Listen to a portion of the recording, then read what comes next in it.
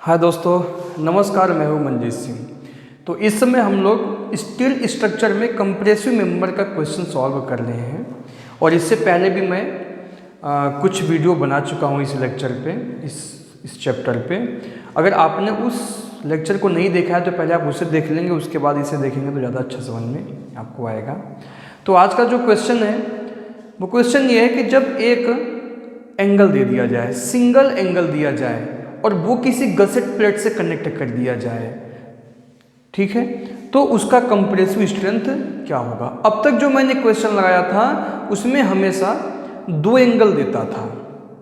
अब वो दोनों एंगल चाहे इक्वल एंगल हो और चाहे अनइक्वल एंगल हो, इससे कोई फर्क नहीं पड़ता है। जब दो एंगल वाले क्वेश्चन आ जाए, वो दोनों एंगल या तो गसेट प्लेट के वन साइड कनेक्ट हो और या गसेट प्लेट के बोथ साइड कनेक्ट हो, इससे हमें कोई मतलब नहीं होता, ठीक है। वो चाहे इक्वल एंगल हो चाहे अनइक्वल एंगल हो, ये दोनों टाइप का क्वेश्चन मैंने आपको बता दिया है पहले से ही। और चाहे लॉन्ग लेग कनेक्ट हो या शॉर्ट लेग कनेक्ट हो, उसके अकॉर्डिंग हम वहाँ पे सॉल्व कर लेते हैं।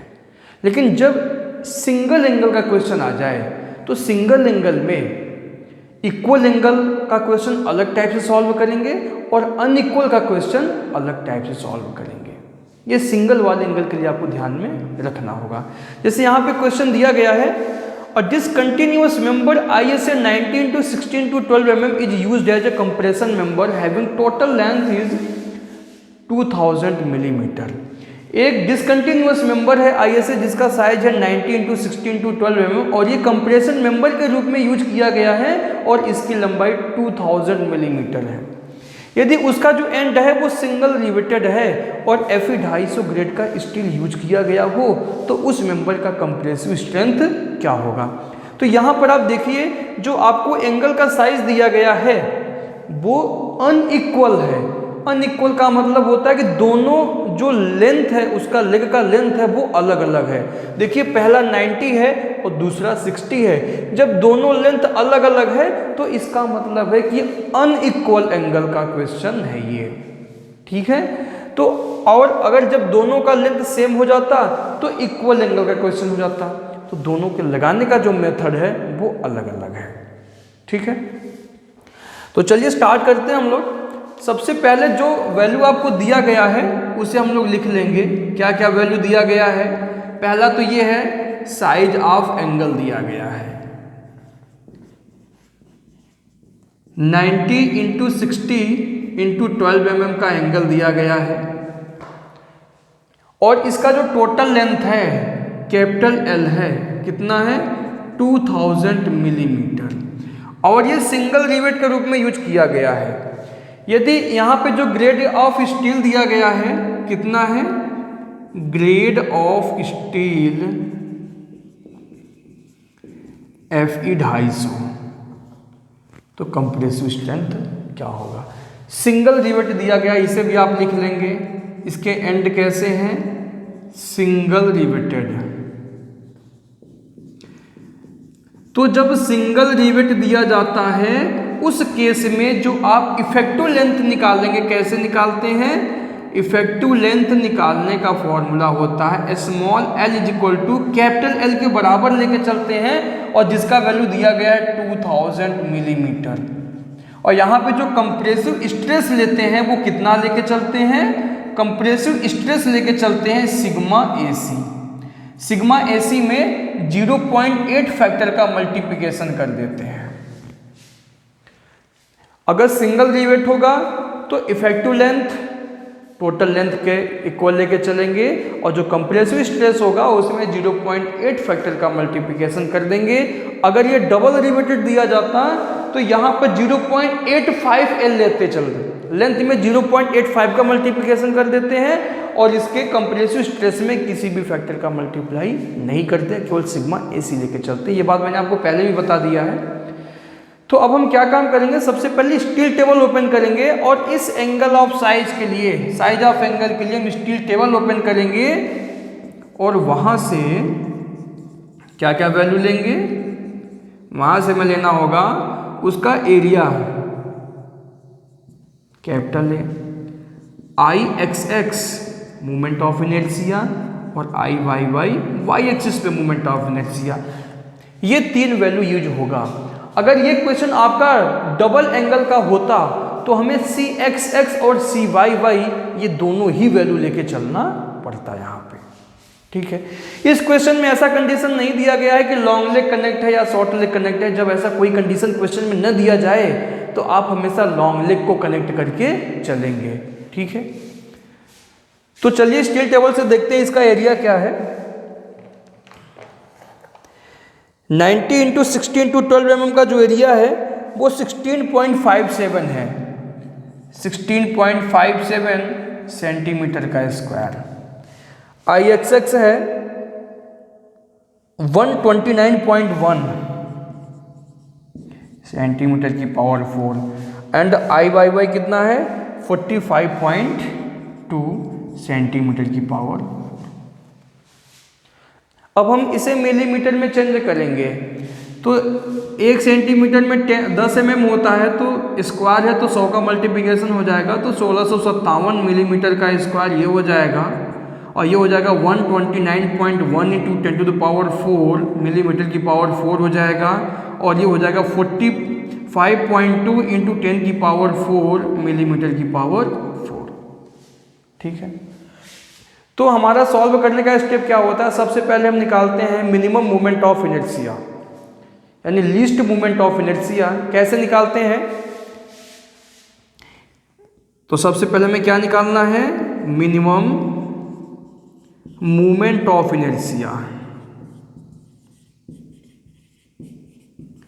इसको आई डिनोट से आई मिनिमम से डिनोट करते हैं, आई मिनिमम। ये क्या होता है, जो आई एक्स एक्स और आई वाई वाई में जो सबसे कम होता है उसी को बोलते हैं आई मिनिमम। तो मैं यहाँ लिख सकता हूँ least value of I X X and I Y Y, इन दोनों में सबसे कम क्या है 45.2 इंटू 10 की पावर 4 मिलीमीटर की पावर 4। ये हो गया आपका आई मिनिमम। ठीक है, अब आई मिनिमम निकालने के बाद हम क्या निकालेंगे, least radius of gyration. Least radius of gyration, इसको आर मिनिमम से डिनोट करते हैं और इसका फॉर्मूला होता है अंडर रूट आई मिनिमम अपान में एरिया ए। तो आई मिनिमम का वैल्यू है 45.2 इंटू 10 की पावर 4 अपान में टोटल एरिया कितना है 1657 अंडर रूट। इसे सॉल्व कर लेंगे तो क्या आ जाएगा आपका 45.2 into 10 to the power 4 divide by 1657।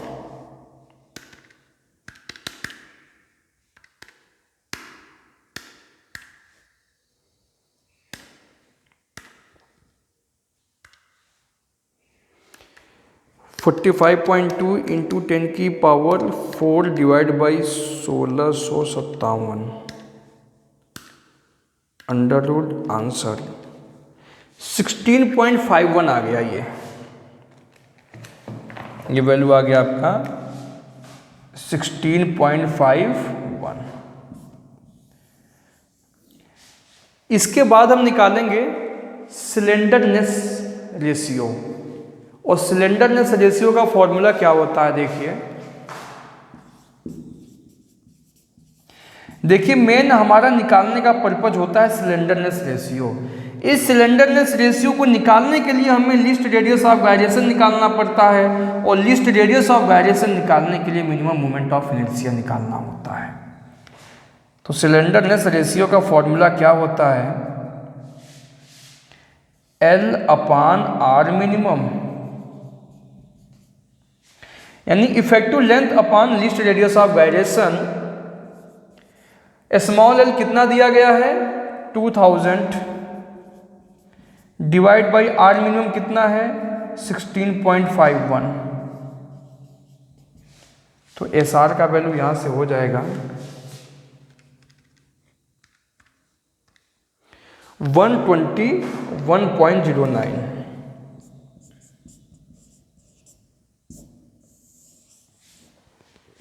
ठीक है दोस्तों, तो ये रहा आपका सिलेंडरनेस रेशियो का वैल्यू। अब हमारा मेन उद्देश्य जो होता है वो सिलेंडरनेस रेशियो निकालने के लिए होता है, क्योंकि हमें निकालना है कंप्रेसिव स्ट्रेस, और कंप्रेसिव स्ट्रेस डिपेंड करता है उसके सिलेंडरनेस रेशियो और ग्रेड ऑफ स्टील पे, क्योंकि ये वैल्यू हम स्टील टेबल से लेते हैं, और स्टील टेबल में जो कंप्रेसिव स्ट्रेस निकालने का प्रोसेस है वो यही है कि वहाँ में सिलेंडरनेस रेशियो मालूम होना चाहिए और ग्रेड ऑफ स्टील मालूम होना चाहिए। तो ग्रेड ऑफ स्टील क्वेश्चन में दिया था, और ये रहा आपका सिलेंडरनेस रेशियो। अब इन दोनों को ध्यान में रखते हुए हम कंप्रेसिव स्ट्रेस निकाल लेंगे। तो कंप्रेसिव स्ट्रेस का स्टील टेबल मैंने ओपन कर लिया, तो मैं ये देख रहा हूँ कि 121.09 के लिए दिया ही नहीं गया है, क्योंकि हर एक वैल्यू के लिए नहीं दिया जाता है कंप्रेसिव स्ट्रेस। बट अब यहाँ पर 121.09 है, और यहाँ हमें 120 के लिए दिया गया है, 130 के लिए दिया गया है, लेकिन 121 के लिए नहीं दिया गया है। तो जिसके जिसके बीच में ये वैल्यू आता है ना, उसको लिख लेंगे आप। तो यहाँ एक टेबल बनाएंगे, एक तरफ लिखेंगे सिलेंडरनेस रेशियो और दूसरी साइड लिखेंगे सिग्मा एसी। तो अगर एस आर का वैल्यू देखा जाए तो 120 के लिए दिया गया है, 120 के लिए जो सिग्मा एसी का वैल्यू होता है वो होता है 64, और 130 के लिए होता है 57। तो हम कैसे सॉल्व करेंगे, हमें तो निकालना है 121.09 के लिए। तो हम क्या करेंगे, दोनों का डिफरेंट निकालेंगे पहले। डिफरेंट, इनमें डिफरेंट 10 का है और इसमें डिफरेंट कितने का है 57, और 57 64 में डिफरेंट कितना हो जाएगा 7 का। ठीक है, तो अगर 10 का सिलेंडर रेशियो का डिफरेंट होता है तो सिग्मा एसी में 7 का डिफरेंट होता है, इसलिए 1 यूनिट पे अगर डिफरेंट देखा जाए तो कितना हो जाएगा सिग्मा एसी में 7/10। इसलिए 1.09 का निकालेंगे हमें, क्योंकि 120 का तो हमें पता है, 1.09 का निकाल लेंगे।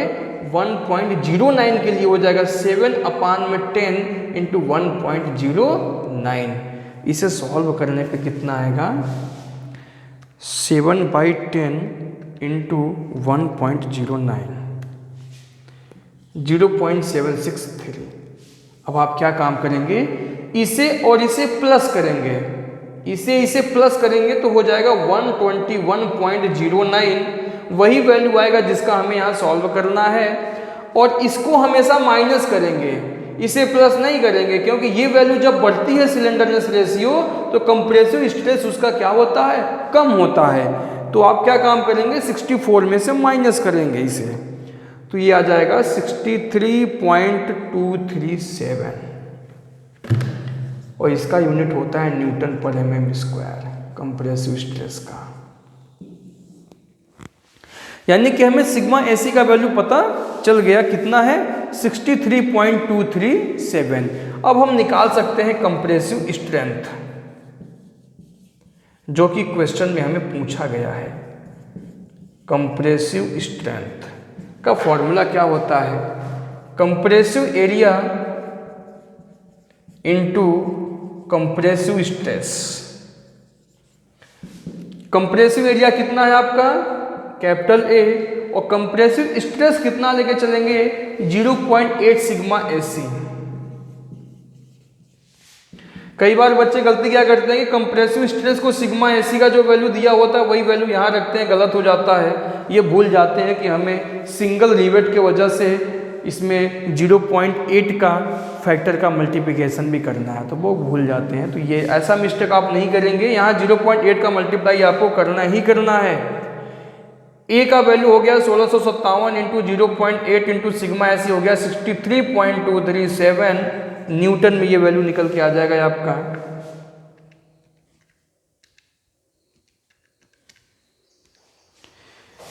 तो ये वैल्यू आपका आ गया 83.82 इंटू 10⁻³ न्यूटन। ये आंसर हो गया। ठीक है दोस्तों, तो ये रहा आपका सिंगल अनइक्वल एंगल का क्वेश्चन। ठीक है, सिंगल अनइक्वल एंगल का क्वेश्चन, जो कि बहुत ही सिंपल क्वेश्चन था। इससे पहले जो मैंने क्वेश्चन लगाया है वो तो डबल एंगल का क्वेश्चन लगाया, वो काफ़ी टफ पड़ता है।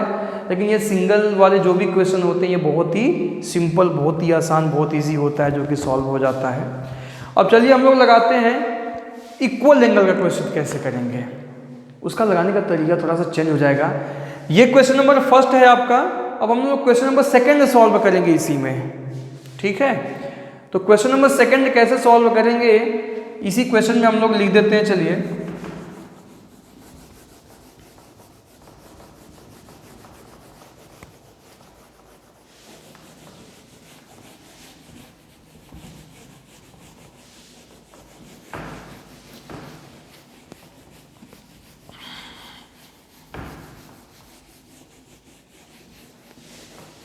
क्या हो जाएगा, यहाँ पर जो 60 आपने लिखा हुआ है यहाँ पे लिख देंगे 90।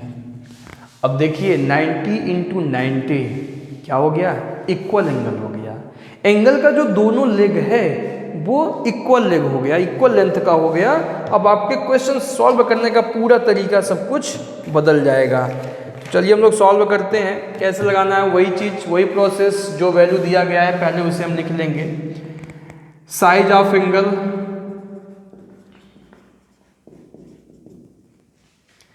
90 इंटू 90 इंटू 12 mm, लेंथ दिया है 2000,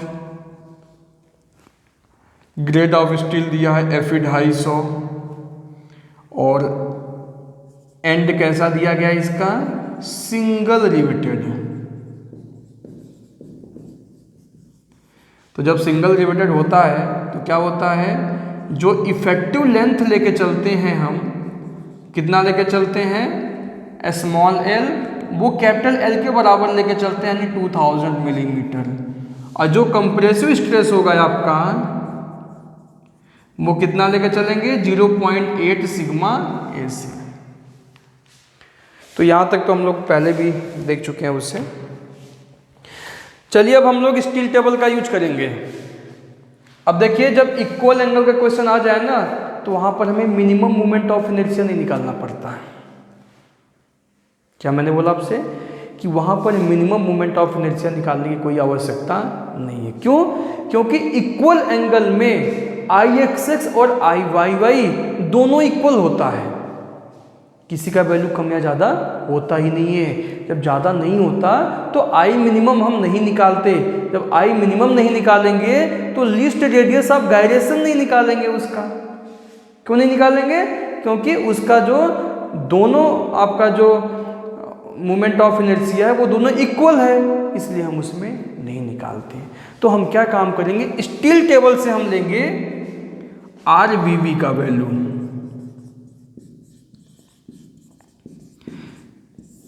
बहुत इंपॉर्टेंट चीज है ये। आप स्टील टेबल में देखेंगे तो RVV का वैल्यू दिया होगा और ये वैल्यू हम लिख लेंगे। RVV का वैल्यू कितना है, 90 इंटू 90 इंटू 12 mm 1.74 दिया गया है, 1.74 सेंटीमीटर। इसे हम बना लेंगे मिलीमीटर में 17.4 मिलीमीटर, यानी डायरेक्ट हमें लीस्ट रेडियस ऑफ गायरेशन यहाँ पे मिल गया। ठीक है, और लीस्ट रेडियस ऑफ गायरेशन के बाद का जो स्टेप है ना पुराना, वही पूरा यूज करेंगे। यानी यहाँ पर आपको ध्यान देना है कि दो चीज़ ध्यान देना है कि हमें ना तो मिनिमम मोमेंट ऑफ इनर्शिया निकालना है फॉर्मूले से, और ना ही लीस्ट रेडियस ऑफ गायरेशन निकालना है। हम direct least radius of gyration का वैल्यू RVV से जो दिया गया है वो वैल्यू हम यहाँ लिख लेते हैं स्टील टेबल से। अब हम यहाँ डायरेक्ट निकालेंगे स्लेंडरनेस रेशियो,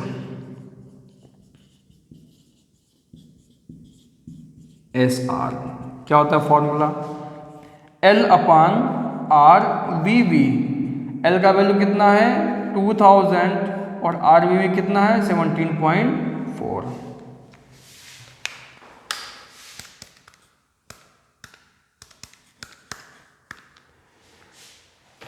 ये हो जाएगा 114.94।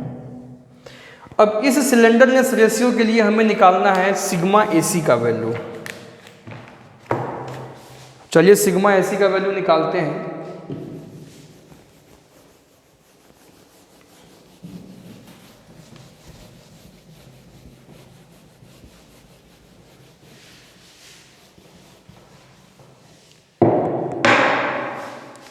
एक तरफ लिखेंगे टेबल बना के सिलेंडरनेस रेशियो एंड सेकेंड तरफ सिग्मा एसी। ये जो सिलेंडरनेस रेशियो है ये 110 और 120 के बीच में आता है। किसके किसके बीच में है? 110 और 120 के बीच में। तो 110 के लिए होता है 72 और 120 के लिए सिग्मा एसी होता है 64।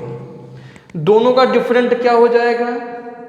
यहाँ पर डिफरेंट 10 का होगा और यहाँ पर डिफरेंट कितने का हो जाएगा? 6 2 8 का। तो एक के लिए डिफरेंट कितना हो जाएगा? 8/10। इसलिए हमें निकालना है 4.94 का। 4.94 का इसलिए मैंने निकालूंगा क्योंकि 110 का तो हमें मालूम है, केवल 4.94 का मालूम नहीं है। तो 8/10 इंटू 4.94, ये वैल्यू कितना हो जाएगा?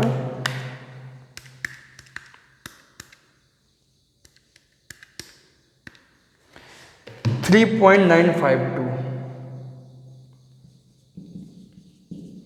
अब क्या करेंगे आप? इसे और इसे हमेशा प्लस करते हैं 114.94 और इसमें से इसे हमेशा माइनस करते हैं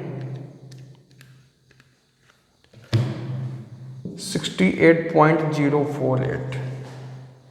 अब सिग्मा एसी मालूम हो गया। अब हम कंप्रेसिव स्ट्रेंथ यहाँ से फॉर्मूला लगा के निकाल सकते हैं। क्या होता है formula? Compressive strength is equal to compressive area into compressive stress. Compressive area क्या है आपका? कैपिटल ए है, into compressive stress. Compressive stress हम यहां लेके चलेंगे 0.8 सिग्मा एसी। अब कंप्रेसिव एरिया जो है आप स्टील टेबल से ले लेंगे, ए इज इक्वल टू, इस एंगल ऑफ साइज के लिए देखिए कितना होगा? 90 इंटू 90 इंटू 10, 12 के लिए हो जाएगा 20.19 दिया गया है सेंटीमीटर का स्क्वायर। इसे मिलीमीटर में चेंज करेंगे तो 2019 हो जाएगा।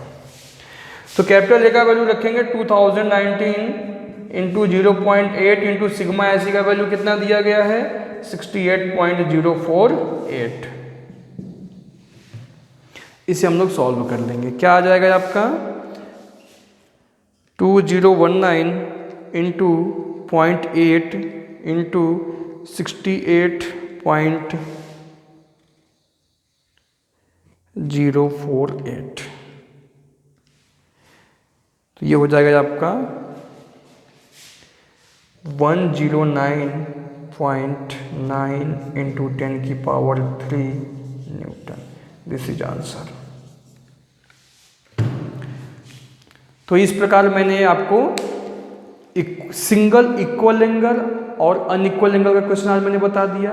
इससे पहले मैंने आपको डबल एंगल वाले क्वेश्चन बताया हुआ हूँ, जिसमें वो दोनों एंगल गसेट प्लेट के वन साइड कनेक्ट होता है या गसेट प्लेट के बोथ साइड कनेक्ट होता है। ठीक है दोस्तों, अगर इस क्वेश्चन में कहीं भी आपको कोई भी डाउट होता है तो आप कमेंट बॉक्स में लिख सकते हैं और उसका जो भी रिप्लाई होगा मैं आपको दूंगा। ठीक है, तो कोई भी कन्फ्यूज़न आपको नहीं होना चाहिए। और फिर मिलूँगा मैं नेक्स्ट वीडियो में। अभी इस चैप्टर के कई बहुत सारे अच्छे अच्छे क्वेश्चन बचे हुए हैं, उसे भी हम सॉल्व करेंगे और इसके डिज़ाइन को भी हम लोग सॉल्व करेंगे, जो कि बहुत इंपॉर्टेंट क्वेश्चन है डिज़ाइन का।